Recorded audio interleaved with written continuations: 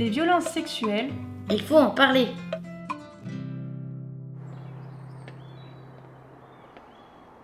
Aujourd'hui, 2 personnes d'une association sont venues expliquer les différentes formes de maltraitance faites aux enfants.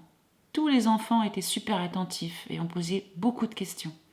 Alors Léo va raconter à ses parents et à sa sœur Alice ce qu'il a appris et pourquoi il faut en parler.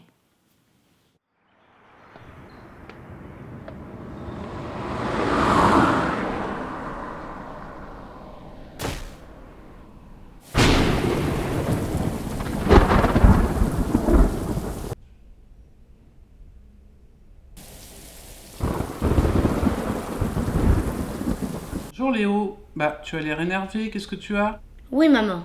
Aujourd'hui, 2 personnes sont venues nous parler des violences faites aux enfants. C'est tellement injuste de s'en prendre aux enfants parce que les enfants sont fragiles, ils ne peuvent pas se défendre. C'est sûr. Alors, qu'est-ce que tu as appris? D'abord, je ne savais pas qu'il existait plein de formes de maltraitance, comme les violences sexuelles.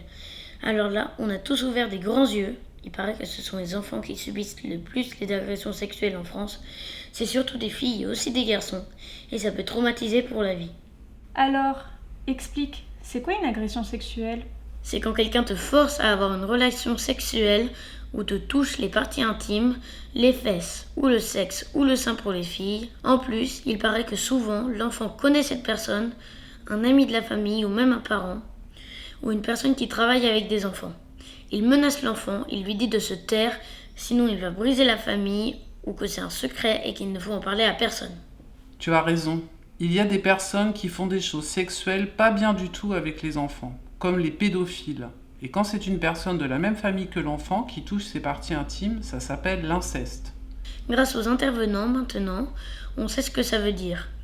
Ça ne devrait pas exister des trucs pareils, c'est pas de l'amour. Elles nous ont expliqué que les pédophiles discutent avec des jeunes sur internet pour devenir copains et les rencontrer, ou alors ils leur demandent d'envoyer des photos de leur corps. C'est un piège. Oui, il vaut mieux le dire tout de suite si ça arrive. C'est le seul moyen pour que ça s'arrête. Tous les adultes ne sont pas comme ça, la majorité sont là pour vous protéger.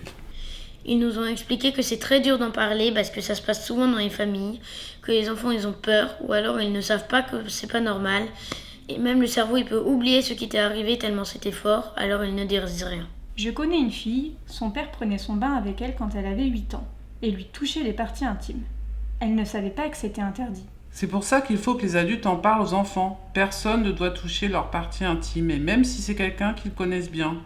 Oui, on doit protéger les enfants et leur apprendre très tôt à dire non, tout le monde n'est pas gentil et que surtout on doit parler tout de suite si quelque chose nous paraît bizarre ou si on nous fait du mal, car plus on attend, plus on n'est pas bien et plus c'est difficile d'en parler et de se faire aider. Oui, il faut en parler partout pour que ça change.